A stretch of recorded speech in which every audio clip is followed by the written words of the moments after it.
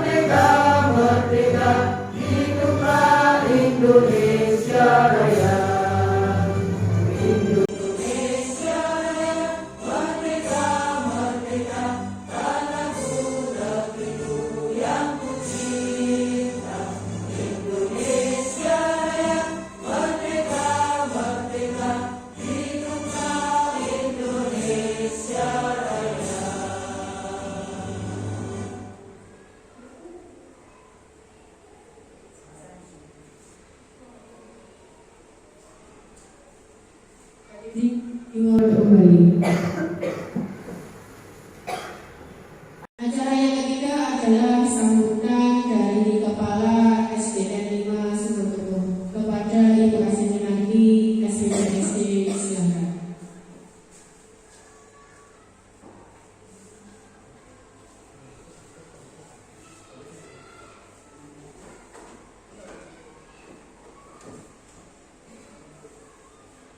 Terima kasih Bapak yang diberikan. Assalamualaikum warahmatullahi wabarakatuh. Yang terhormat Bapak Khairul Anwar SPDI selaku CDP Angkatan 9 dari SDN 5 Sumberkebo. Yang kami hormati Bapak Ibu Guru SDN 5 Sumberkebo. Mari pertama-tama kita panjatkan puji syukur kepada Allah SWT yang mana pada pagi hari ini kita diberi kesehatan sehingga bisa berkumpul dalam rangka pemaparan budaya positif oleh Bapak Khairul Anwar. Kita katakan alhamdulillah rabbil alamin. Salawat serta salam tak lupa kita berikan pada junjungan kita Nabi Muhammad sallallahu alaihi wasallam, yang mana mudah-mudahan kita akan mendapat syafaatnya dan jaga nanti kita diakui sebagai umatnya. Kita ingatkan Allahumma sholli ala sayyidina Muhammad wa ala ali sayyidina Muhammad. Bapak Ibu guru yang kami hormati, alhamdulillah alhamdulillah pada kesempatan ini Bapak Khairul Anwar selaku CGP Angkatan 9 akan memaparkan tentang diseminasi budaya positif. Mudah-mudahan dengan pemaparan Bapak Khairul nanti bisa menambah wawasan kita, menambah pengetahuan kita, sehingga dapat memudahkan kita dalam melaksanakan kegiatan pembelajaran di SD 5 Sumbertopo ini.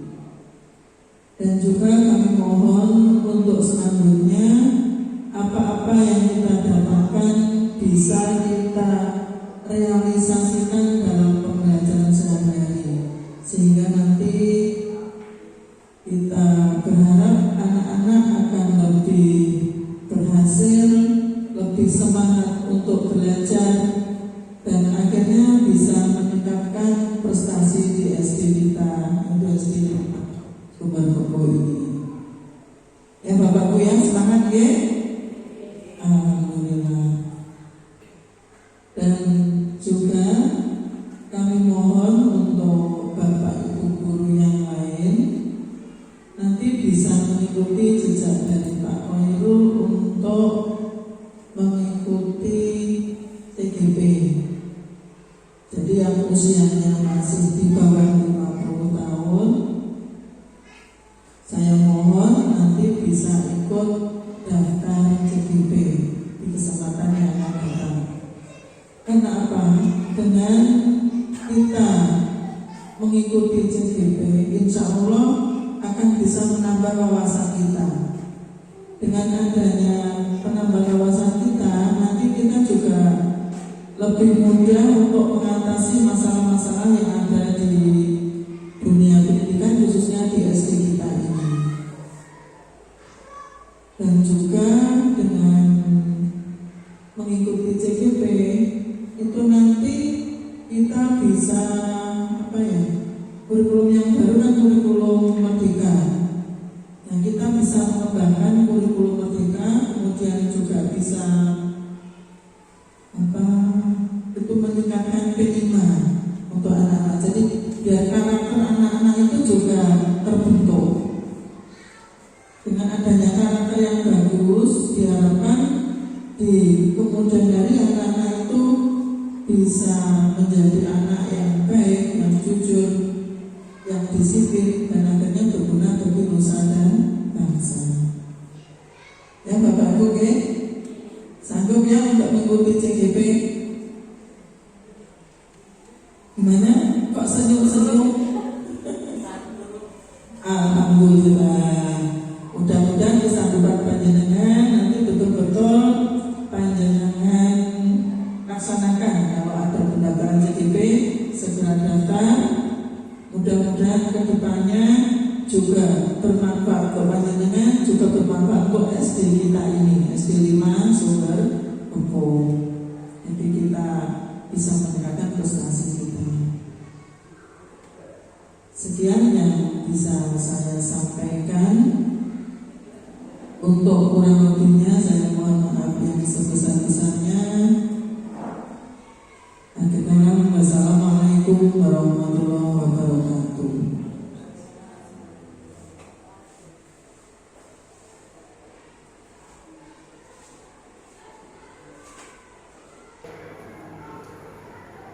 Terima kasih kami sampaikan kepada Ibu Asistensi SPG selaku Kepala SDN 5 Sumbertopo. Bapak Ibu Dewan Guru semua, acara selanjutnya adalah acara inti, yaitu pemaparan tentang budaya positif di SDN 5 Sumbertopo oleh Bapak Khairul Anwar SPDI CGP Angkatan 9. Kepada Bapak Khairul Anwar di sini.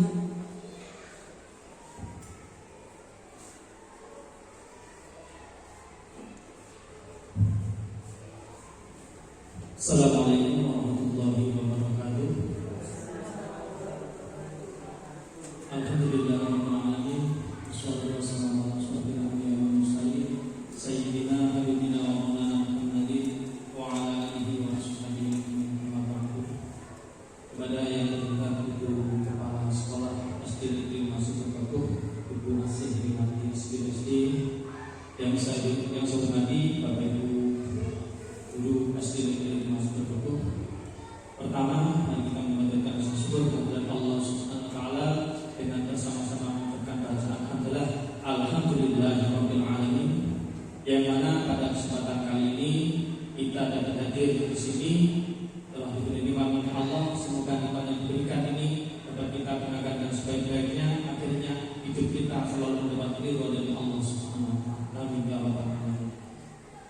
Kedua, salawat dan salam semoga tetap tercurahkan kepada junjungan kita Nabi Rasulullah Muhammad sallallahu alaihi wasallam fi qaulina Allahumma shalli ala sayyidina Muhammad wa ala ali sayyidina Muhammad, dengan harapan semoga kelak kita dan keluarga kita semuanya di hari kiamat mendapat syafaat dari beliau. Amin ya rabbal alamin. Bapak Ibu yang saya hormati, terima kasih untuk kehadiran bagi Bapak Ibu semuanya, dan sebelumnya saya ucapkan terima kasih kepada pembagian acara Ibu Wiraya Putri SD atas waktu yang diberikan. Semoga nanti kami dapat menggunakan waktu ini dengan sebaik-baiknya. Bapak Ibu yang saya hormati, pada kesempatan kali ini saya sebagai TGP Angkatan 9 dari Kabupaten Nganjuk akan memaparkan budaya positif atau yang biasa dikenal dengan diseminasi budaya positif, utamanya terkait budaya positif yang ada di SD Negeri 5 Sumberjaya. Meskipun pada hari ini cuacanya cukup panas, bagaimana perasaan Bapak Ibu hari ini? Panas. Panasnya panas dalam atau luar ini? Luar ya. Alhamdulillah, panasnya di bumi itu ya kita rasakan bersama. Panasnya terik matahari itu tak seberapa dibandingkan dengan panasnya. Panasnya apa ini? Panas yang lain ada yang dirasakan setiap orang. Kalau panas terik matahari semua makhluk Allah merasakan. Tapi kalau panasnya yang lain itu yang merasakan adalah kita sendiri. Panas yang lain itu bukan panasnya hati, tapi panasnya besok di akhirat. Di akhirat itu kita akan menghadapi hari akhirat itu sendiri dengan suasana yang panas. Itu kita di situ sendiri. Makanya kita dilatih di sini untuk merasakan panas itu ya seperti ini. Ya. Semoga kita di dunia diberi kekuatan, yang pun juga diberi kekuatan. Amin ya rabbal alamin. Bapak Ibu yang saya hormati, di sini dalam diseminasi budaya positif akan kami sampaikan beberapa hal. Kita lihat di sini bahwa Bapak Pendidikan yaitu Bapak Ki Hajar Dewantara, filosofi beliau itu ada 3. Pendidikan adalah menuntun. Menuntun di sini adalah menuntun kepada anak didik, utamanya yang kita lakukan dalam pembelajaran kita sebagai pendidik atau guru. Yang kita lakukan adalah sebaiknya adalah menuntun. Bagaimana menuntun anak, menuntun peserta didik supaya anak didik itu berlaku sesuai nilai-nilai positif yang diharapkan pada mahasiswa. Kemudian yang kedua adalah berhamba padanya. Berhamba di sini bukan dalam arti kita seperti ibadah kita menyembah kepada Tuhan. Berhamba di sini adalah bagaimana kita berperilaku kepada anak itu. Memang anak itu adalah sosok yang sangat membutuhkan kehadiran Tuhan. Jadi bagaimana kita berhamba itu, maksudnya kita harus benar-benar memberi perhatian yang lebih kepada anak didik kita. Kalau kita di sekolah tentunya terkait dengan anak didik, kalau di rumah berhamba dengan tentunya dengan putra putri kita masing-masing. Kemudian guru diibaratkan sebagai petani, karena dalam pendidikan itu dalam kegiatan pembelajaran itu diibaratkan seperti lahan. Lahan itu bagaimana nanti hasilnya itu tergantung dari proses cara menggarapannya. Makanya diharapkan Bapak Ibu guru itu seperti petani yang merawat lahannya, kemudian tanamannya bagaimana itu yang diharapkan. Jadi seorang petani itu setelah mengolah anaknya, menanamnya, merawatnya, bagaimana hasilnya itu tetap dikembalikan hasilnya adalah Allah Subhanahu wa Ta'ala. Ya tetap kita berharap hasil itu sesuai yang kita harapkan, baik, bagus. Akan tetapi tetap semuanya harus kita sadarkan bahwa di balik semua apa yang terjadi di dunia ini sudah direncanakan oleh Allah. Kemudian seorang guru harus berpihak pada murid, yang mana guru harus bisa menuntun murid sesuai kodratnya, baik kodrat alam maupun kodrat zaman, sehingga bisa menumbuhkan karakter positif yang kuat. Jadi maksudnya di sini kodrat alam itu ya sesuai alamnya anak didik. Kalau kita mengajar di tingkat dasar di SD, ya tentunya kodrat alamnya bagaimana anak itu belajar di lingkungan anak-anak. Yang tentunya anak itu sukanya masih bermain. Jadi kalau pembelajaran itu yang menyenangkan, itu yang diharapkan. Kemudian kodrat zaman tentunya itu beda. Kalau kita dulu zaman dulu sekolah itu tidak terpengaruh adanya perkembangan teknologi. Kalau sekarang zamannya sudah modern, teknologinya berkembang, tentunya kita pun juga harus mengikuti kodrat zaman yang ada sekarang. Jadi sebagai pengembangan ilmu pengetahuan, kita tidak harus berhenti terhadap perkembangan ilmu pengetahuan. Kita harus mengikuti karena pengetahuan itu terus berkembang.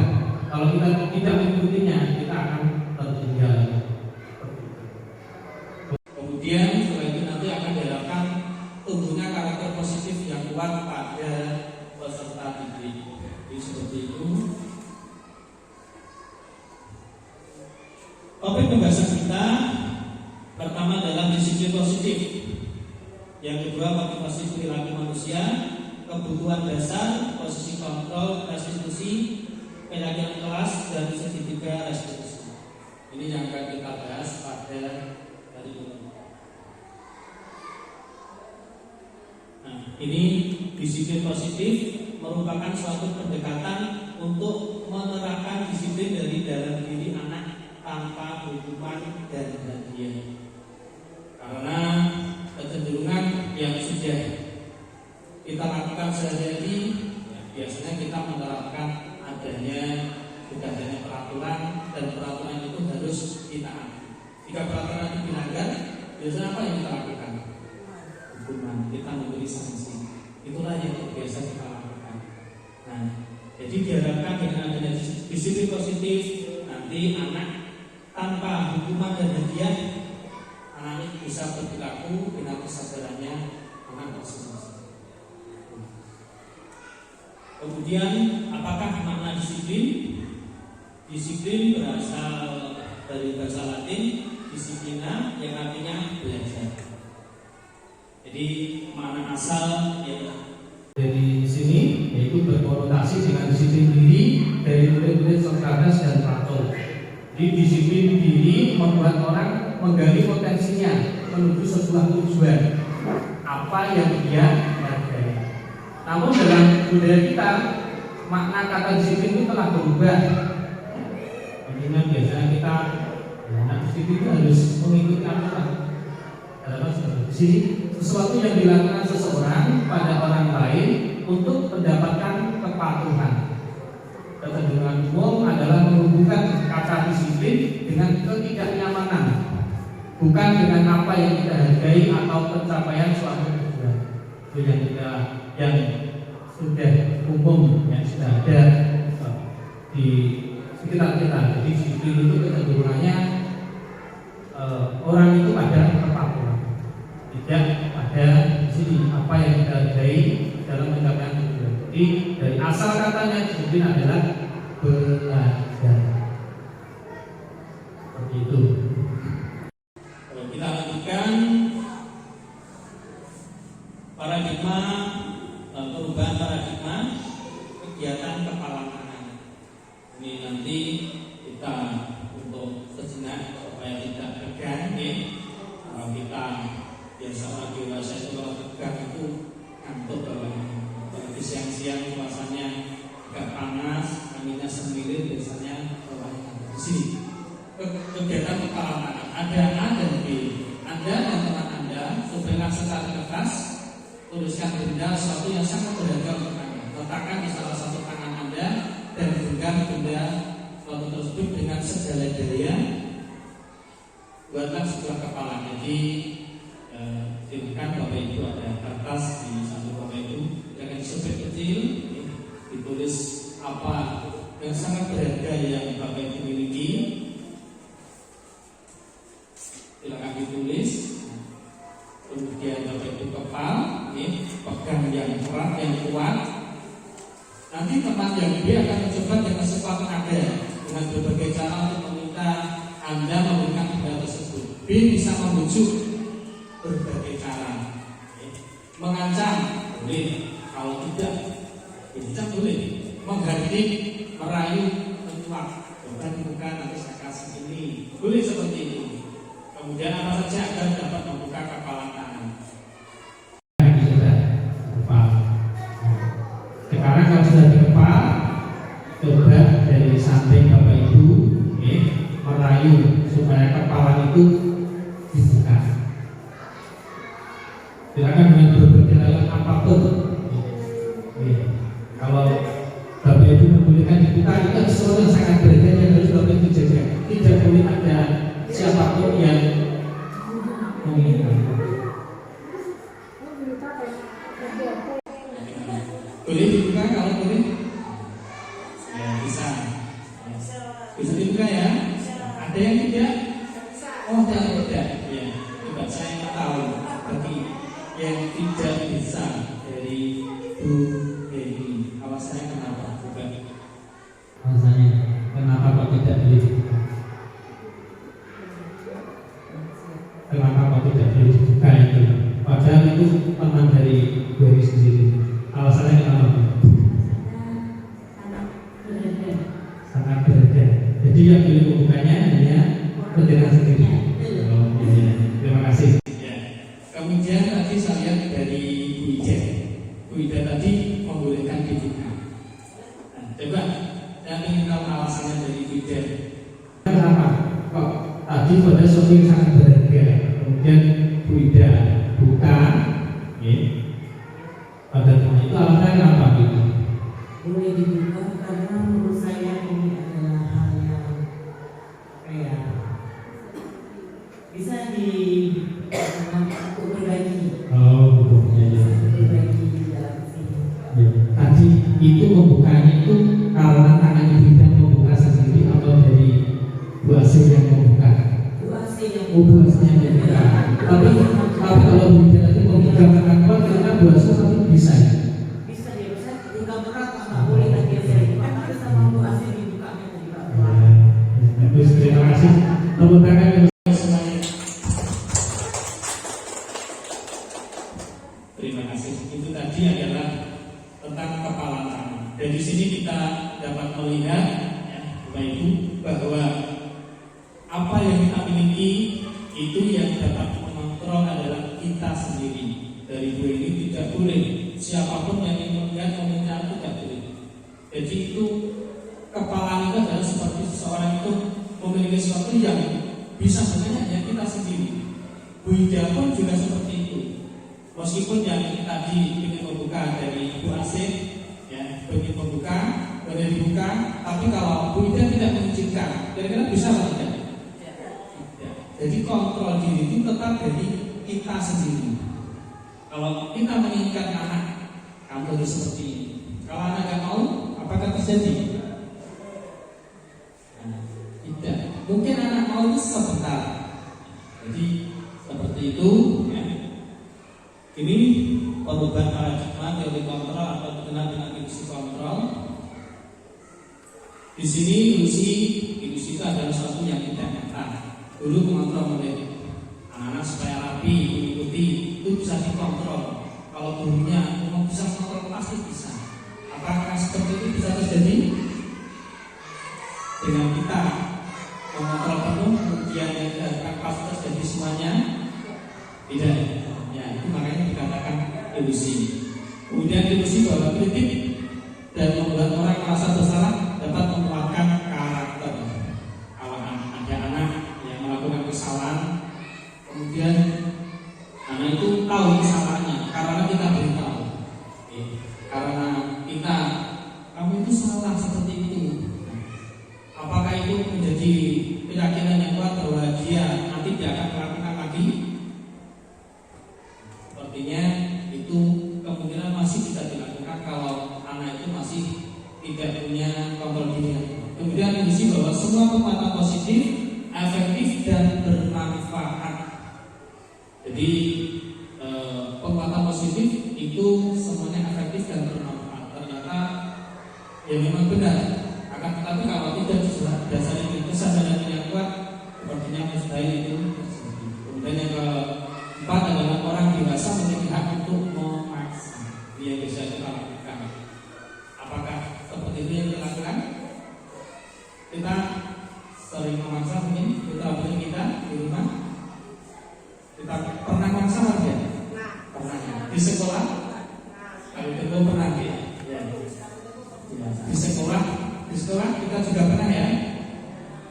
Itu kalaupun pernah, itu pun kadang dilakukan hasilnya itu mungkin beberapa kali tidak diulang.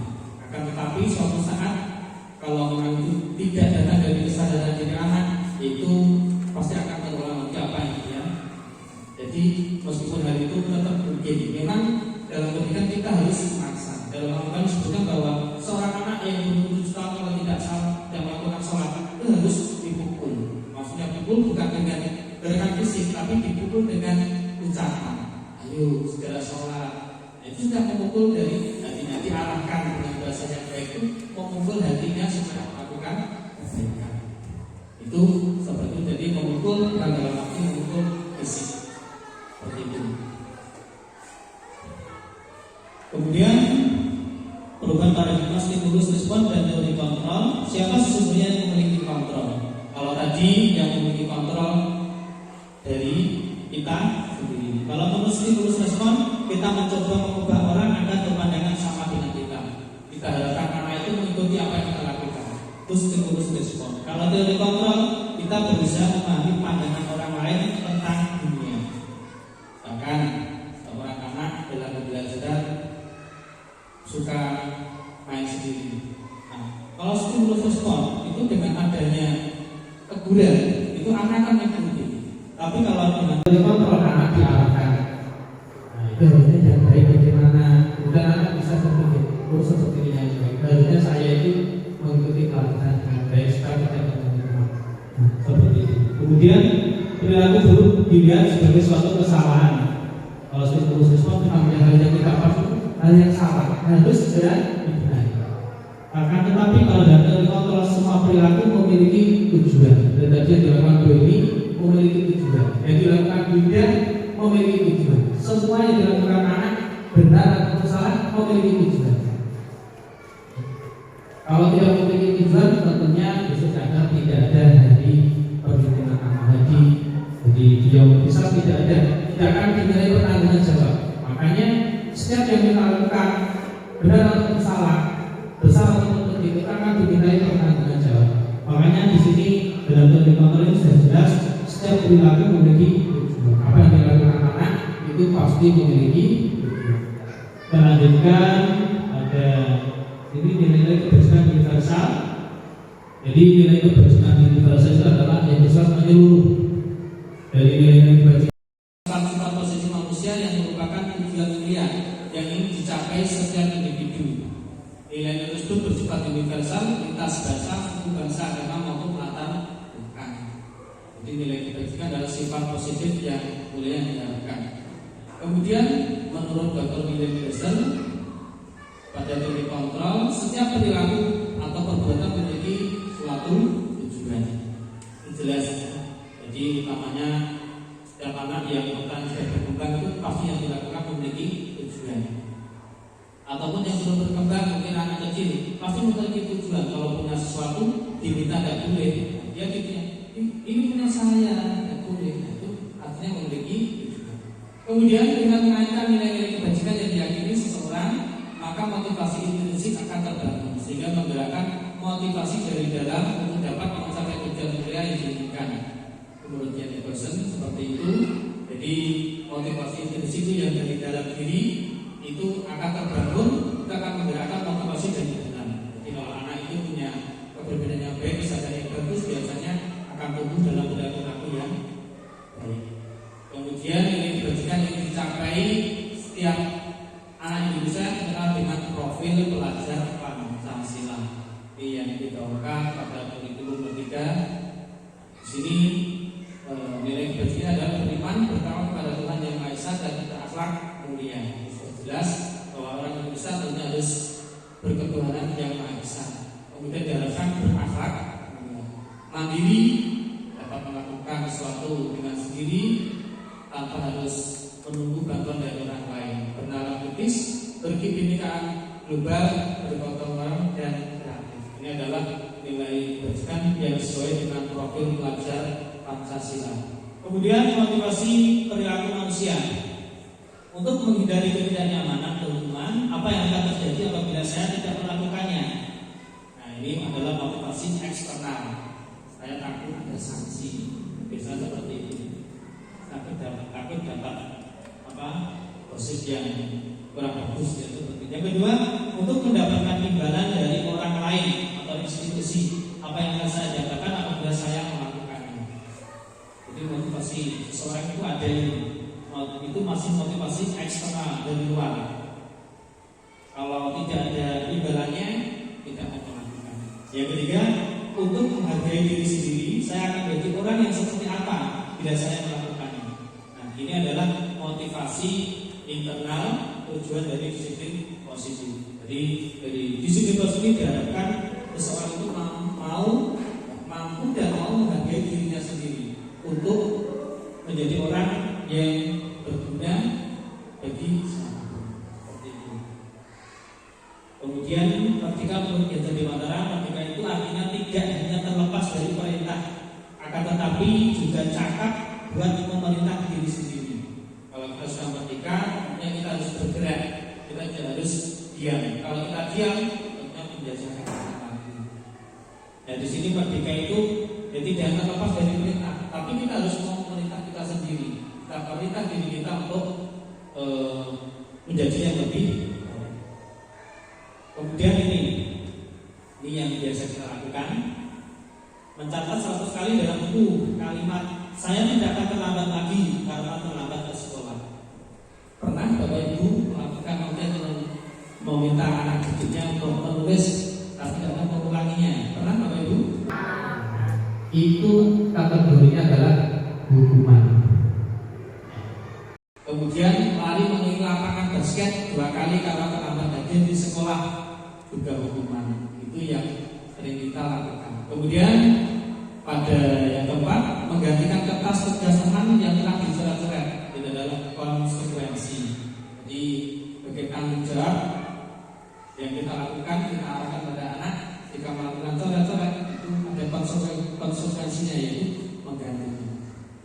Nah, itu adalah tindakan dulu, hukuman atau konsekuensi. Tentunya kira-kira menurut Bapak Ibu lebih baik hukuman atau konsekuensi? Konsekuensi, ya. Kalau konsekuensi itu dibangkitkan kesadaran dari anak didik kita. Jelas itu untuk hukuman dan konsekuensi. Meskipun hukuman terkadang juga memang tetap dilakukan, tetapi kita juga harus berubah supaya dengan adanya konsekuensi sesuatu itu dapat berjalan dengan sendirinya dengan baik. Kemudian perbedaan hukuman dan konsekuensi. Hukuman sesuatu yang menyakitkan harus terjadi, nah kita hukum. Itu biasanya kan pasti merasakan menyakitkan, tidak enak. Kalau konsekuensi sesuatu harus terjadi. Yang sudah terjadi ya sudah tidak apa-apa. Itu adalah konsekuensi. Kemudian membuat anak sakit, biasanya fisik atau hati, biasanya ada perasaan dan dulu pernah dihukum seperti ini. Diingat sampai saya itu sukses kan. Sekarang itu saya sukses karena saya pernah dihukum, disuruh begini-begini. Itu diingat.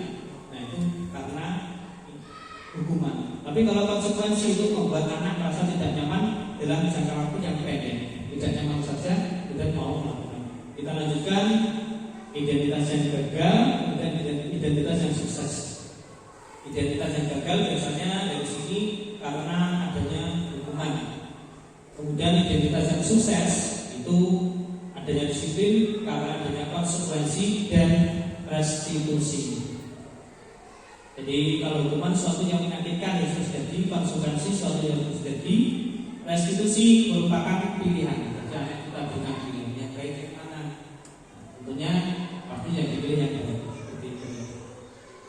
Apa itu restitusi? Restitusi adalah proses menciptakan kondisi bagi murid untuk memperbaiki kesalahan mereka, sehingga mereka bisa kembali pada kelompok mereka dengan karakter yang lebih kuat. Restitusi juga merupakan proses kolaboratif yang mengajarkan murid untuk mencari solusi untuk masalah mereka dan membantu murid berpikir tentang orang seperti apa yang mereka ingin menjadi atau berjaya, dan bagaimana mereka harus memperlakukan orang lain. Intinya dalam restitusi itu adanya perbaikan kesalahan. Jadi kita berharap anak tidak melakukan kesalahan lagi. Akan tetapi di situ harus dimunculkan karakter yang lebih kuat.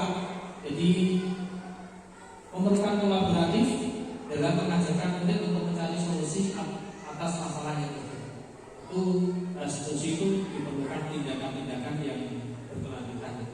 Untuk selanjutnya kita belajar pada materi berikutnya. Ciri-ciri restitusi ada 9, diantaranya bukan untuk menebus kesalahan, namun untuk belajar dari kesalahan. Kalau misalkan kita punya anak mengerjakan sesuatu, kita tidak harus memarahnya terus-menerus, tapi anak kita arahkan harus belajar bagaimana apakah mengerjakan seperti ini, kalau dilakukan terus-menerus baik atau tidak. Kita tanya, kemudian kalau tidak harusnya bagaimana, itu yang penting. Kemudian memperbaiki hubungan, tawaran bukan paksaan. Restitusi menuntut untuk melihat ke dalam diri, untuk melihat diri sendiri. Itu untuk restitusi. Kemudian mencari hubungan dasar yang mendasari tindakan. Ini restitusi fokus pada solusi, jadi tidak pada apa yang kesalahan dilakukan oleh anak. Ini kebutuhan dasar manusia ada 5 ini. Pertama adalah bertahan hidup. Pasti dari kita semuanya menginginkan keberlangsungan kehidupan kita masing-masing. Kemudian menginginkan kasih sayang dan rasa diterima. Kira-kira Bapak Ibu menginginkan kasih sayang dan rasa diterima apa tidak? Menginginkan ya?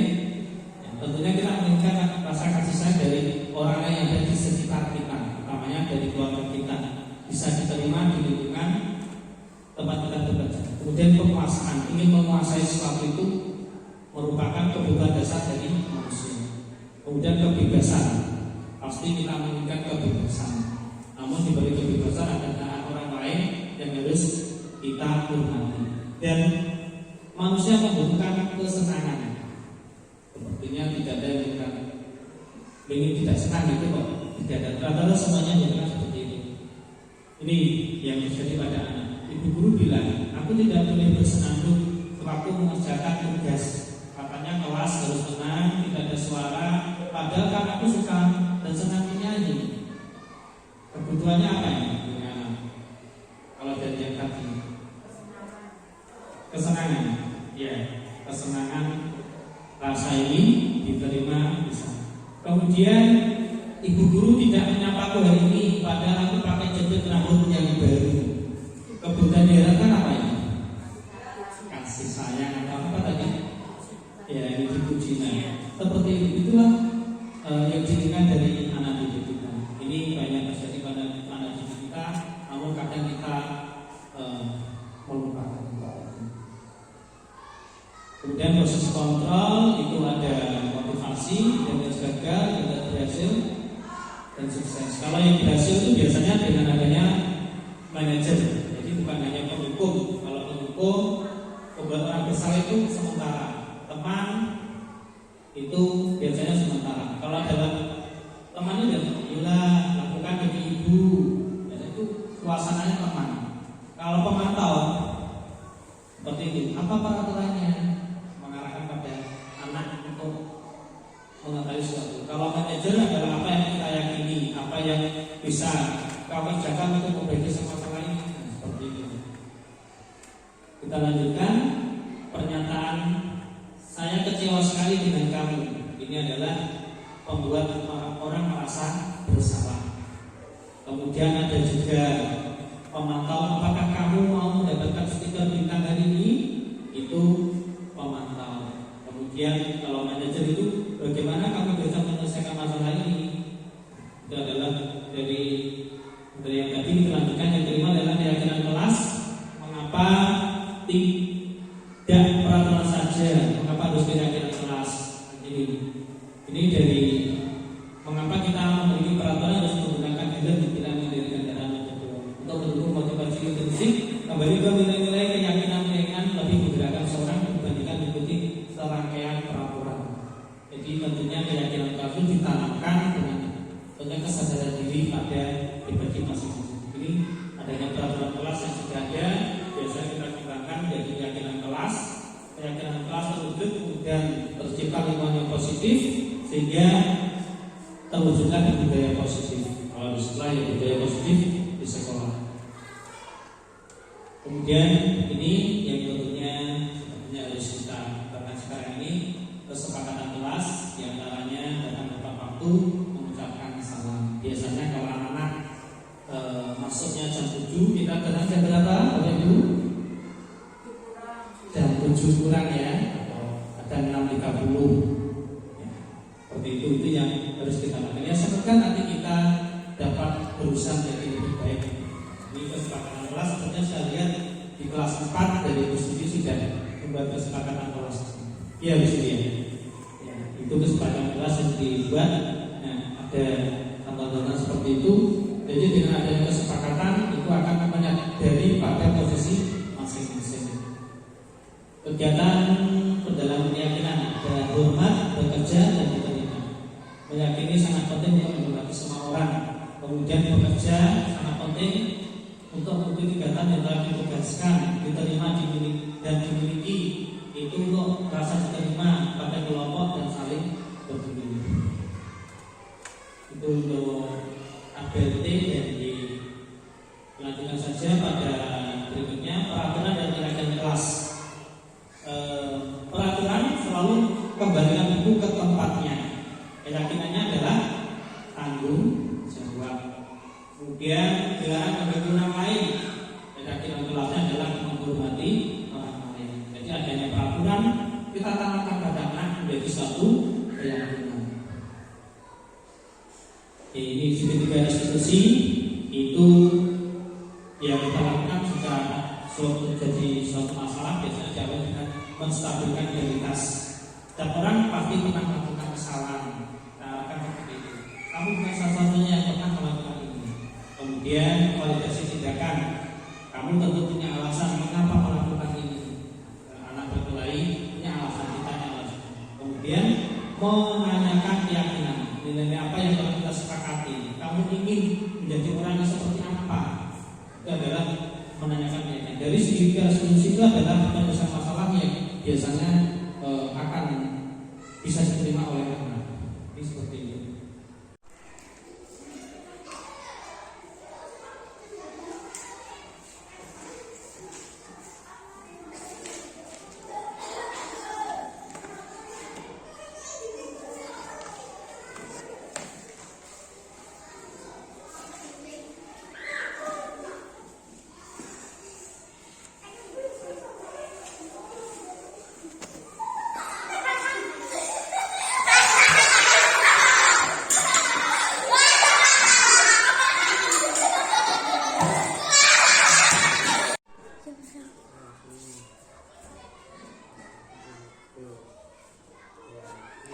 Fikri kelas 3 ya Fikri. Fikri tadi Pak Anwar ya, lewat di depan kelas 3 itu kok gaduh. Nah itu ada apa itu? Tadi menangis gitu. Tapi sepertinya tadi ada tugas dari Bu Guru ya. Tapi Bu Guru kemana? Bu Guru ke kamar kecil. Terus ketika Bu Guru ke kamar kecil, kamu mau main-main. Jadi kadang ya seperti itu ya, kamu dan teman-teman itu sukanya belajar sambil bermain. Nah, ini yang kamu lakukan tadi apa tadi? Abi kok menangis itu kenapa? Memberi ungkis. Oh, ungkis. Ungkisnya dari mana itu? Oh, dari Noval. Noval memberi ungkis ke kamu, terus disuruh menaruh kemana? Ke punggungnya Abi. Kamu lakukan ya? Ya, ya. Terus kamu taruh di punggungnya Abi. Terus Abi bagaimana tadi? Menangis, ketakutan ya? Ya. Abi ketakutan, menangis. Terus kamu dan teman-temanmu bagaimana? Senang, tertawa? Oh ya, ya. Ya, gini ya. Jadi intinya kalau memang kebanyakan dari teman-teman kamu itu juga banyak seperti itu, bermain-main di dalam kelas, sukanya bagaimana? Ya belajar sama bermain seperti itu. Nah, akan tetapi belajar bermain pun ya itu harus melihat siapa yang belajar bermain. Itu jangan sampai mengganggu teman yang lain. Jadi menangis seperti itu. Terus kira-kira yang kamu inginkan itu apa? Kalau di dalam kelas itu maunya belajarnya bagaimana? Belajar sambil bermain. Teman-teman juga seperti itu. Oh ya, belajar sambil bermain. Senang ya belajar dengan seperti itu. Oh ya, ya, ya nanti yang penting ya kamu bisa belajar dengan bermain-main, dan tetapi harus bisa tahu, bisa lihat siapa temannya, nah, supaya temannya tidak merasa ketakutan. Jadi yang kamu lakukan pada Abi, ya, ditaruh di punggungnya Abi, kemudian Abi menangis ya, terus kamu tertawa ya, seperti itu ya, senang rasanya. Oh ya, ya. Kemudian lagi menangis, kamu dan teman-temanmu senang ya. Sebenarnya kalau kita kemarin ya, kita sepakat kalau di dalam kelas itu harusnya bagaimana? Tertib apa tidak? Tertib. Kemudian mengikuti pelajaran dengan bagaimana? Dengan baik, dengan sungguh. Nah, kira-kira yang kamu lakukan tadi bagaimana itu? Menaruh ungkis di bajunya Abi itu. Kira-kira hal seperti itu boleh apa tidak? Tidak. Benar apa salah? Salah. Jadi seharusnya bagaimana kalau seperti itu? Berarti seharusnya kalau di dalam kelas itu ya belajarnya dengan sungguh meskipun bu guru sedang ada keperluan di luar, ya kan? Jadi kalau kamu mau main-main bisa ketika pelajaran sambil bermain. Kemudian mungkin untuk istirahat juga seperti itu. Kira-kira nanti untuk kedepannya bagaimana kamu? Apakah mau ingin seperti itu lagi? Tidak ingin mengulangi ya? Nah, bagus ya. Kalau tidak ingin mengulangi lagi itu bagus ya. Yang penting kita tahu bahwa kita harus saling berteman baik dengan supaya belajarnya bersama. Dan nggak apa-apa ya. Seperti itu. Nanti setelah ini kamu minta maaf ke Abi ya. Setelah minta maaf, Abi diajak bermain dan belajar bersama. Sudah, bisa saja. Sekarang silahkan masuk ke kelas.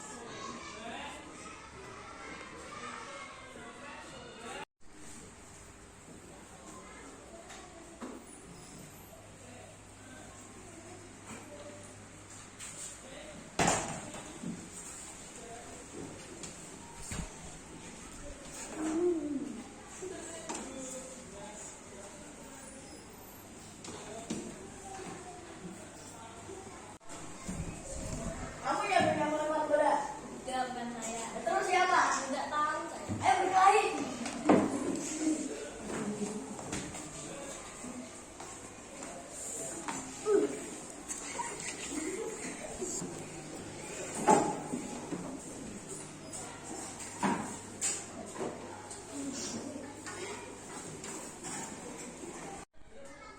Ya, silakan masuk.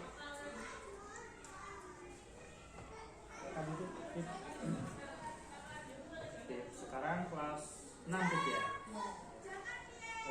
Tadi Pak Anwar dengar ada kelas 6 itu ada suara gaduh itu. Kenapa itu? Saya di disalahkan. Salahkan oleh siapa itu? Oh, bagus. Bagus menyalahkan kamu. Kenapa itu bagus? Apakah menangis bagus? Iya. Oh, menangis. Kenapa itu karena? Karena saya berkelahi. Berkelahi. Tadi katanya ada yang melempar bola ke bagus ya? Iya. Bagus terkena bola terus menangis, tahu-tahu kamu yang dimarahi, yang dikira kamu. Terus bagus bagaimana tadi? Mengajak kamu apa? Kamu layani ya itu? Oh ya.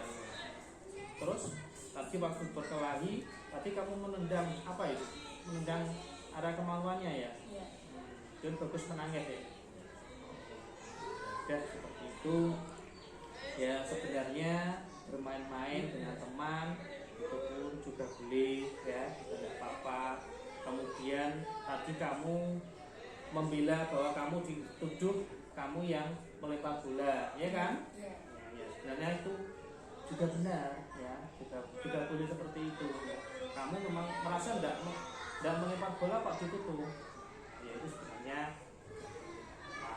Tetapi ya seperti itu nanti untuk apa? Karena kamu sudah melakukan seperti di dalam kelas, yang itu akan bisa mengganggu teman yang lain. Tadi kenapa kamu kok langsung menendang apa area kemaluannya bagus itu? Apa kamu marah ya? Iya. Tidak suka ya? Tidak suka. Kemudian kamu kira-kira bagaimana? Apakah mau untuk minta maaf ke bagus tadi? Tidak, saya tidak salah. Tidak salah, kamu tidak mau minta maaf ya? Ya, ya. Artinya kalau saat jam pelajaran ya di dalam kelas itu harusnya kita berperilaku sesuai kesepakatan kelas kita kemarin, ya kan? Ya kita kemarin sepakat kalau di dalam kelas harus mengikuti pelajaran dengan tertib, ya kan? Ya harus tertib. Kemudian boleh apa tidak toh kesepakatan kemarin kalau kita belajar kemudian kita berkelahi dengan teman? Tidak boleh. Kira-kira kalau seperti itu ya nanti kedepannya kamu ingin mengulangi lagi apa tidak? Oh, oke, bagus ya. Jadi hal-hal seperti itu ya kita jadikan bahwa itu nanti untuk tidak akan kita ulangi lagi. Terus yang penting kamu sudah mengerti apa yang harus kamu lakukan ketika di dalam. Dan nanti kira-kira kalau kamu masuk ke kelas mau minta maaf ke bagus? Ya, kenapa? Oh merasa kasihan. Ya bagus ya. Ya memang harusnya seperti itu dengan teman ya, karena bagus temanmu sekelas dan teman di kelas 6 apalagi sebentar lagi juga mau ujian ya. Ya nanti kamu harus belajar sungguh-sungguh, diajak belajar bersama bagus supaya nanti kamu dapat lulus dengan hasil yang semoga kamu harapkan ya, semoga nanti kelas 6 semuanya betul-betul yang baik. Oke, nanti saya minta kamu bisa minta maaf ke bagus diajak belajar bermain bersama lagi ya. Silakan masuk ke kelas ya. Bagaimana perasaanmu setelah apa yang Pak Pro lakukan tadi? Ya, saya merasa lega dan saya ingin meraih prestasi bersama kawan-kawan. Oh ya, bagus ya. Jadi kamu merasa senang, merasa tenang ya, untuk mau belajar lagi dengan teman-teman untuk berperilaku rukun baik dengan teman-teman ya. Ya. Ya. Kemudian nanti kalau kamu sudah seperti itu, kira-kira kalau ada temanmu yang berlaku seperti itu, kira-kira kamu biarkan apa kamu nasihati? Saya nasihati. Oh ya, bagus ya. Jadi dia tidak mengalami seperti itu. oh ya, bagus ya. Jadi seperti itu apa yang kamu lakukan bagus ya. Jadi hal yang lalu jadikan pengalaman, hal yang kurang baik jadikan pengalaman nanti menjadi lebih ya, semoga nanti kamu bisa lulus dengan nilai yang kamu harapkan. Oke, terima kasih, silakan masuk kelas ya. Yang pada intinya bahwa setiap anak yang melakukan sesuatu itu punya tujuan, dan kita harus menstabilkan masalah, kemudian validasi tindakan, mencari tahu kebenaran, dan terakhir adalah meyakinkan keyakinan yang baik berjalan supaya bisa dilakukan. Jadi seperti itu. Dari sisi positif itu dari kontrol dan tidaknya bisa mengontrol orang lain. Kemudian semua perilaku memiliki tujuan, berpikir menang-menang, kolaborasi, menciptakan pilihan-pilihan baru, realitas kebetulan. Ini yang kita pada bahasan tadi ya. Semoga nanti kita dapat mengambil hikmah dari apa yang telah kita pelajari pada hari ini. Mungkin dari sini Bapak Ibu sudah kita sedikit punya gambaran apa yang kita lakukan pada lembaga pendidikan kita di sekolah. Sepertinya itu saja. Mungkin ada pertanyaan dari Bapak Ibu. Ya, silakan. Ini pertanyaan saja ya.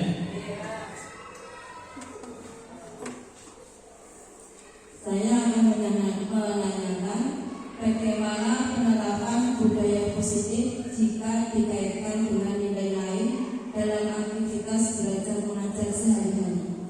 Itu saja.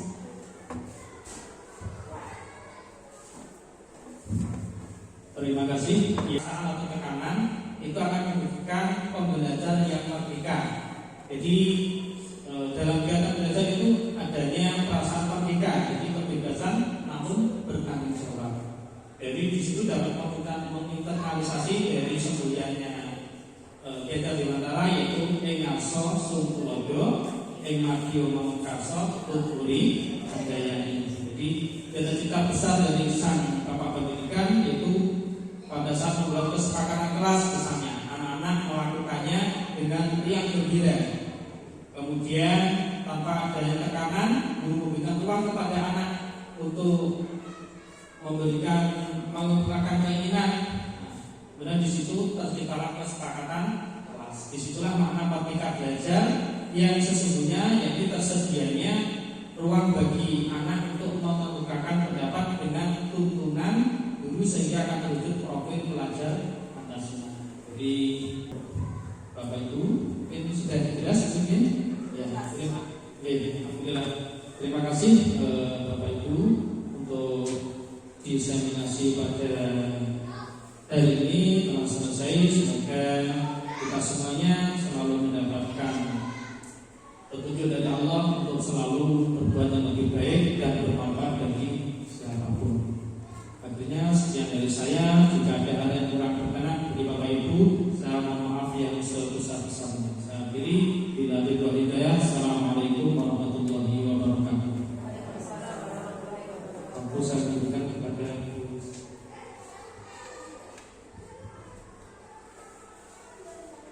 Terima kasih Pak Khairul Anwar atas pemaparannya, sangat inspiratif sekali.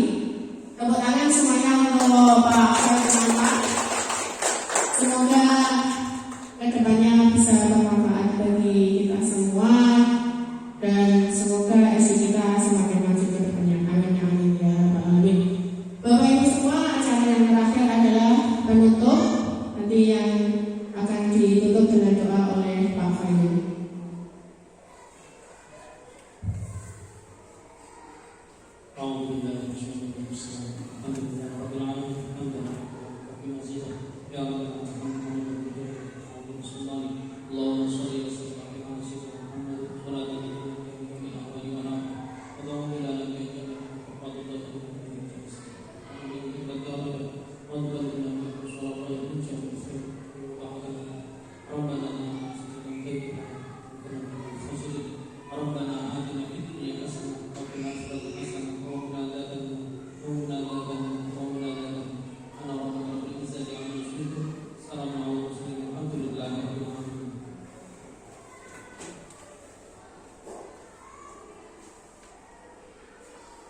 Alhamdulillahirabbil alamin. Bapak Ibu semua,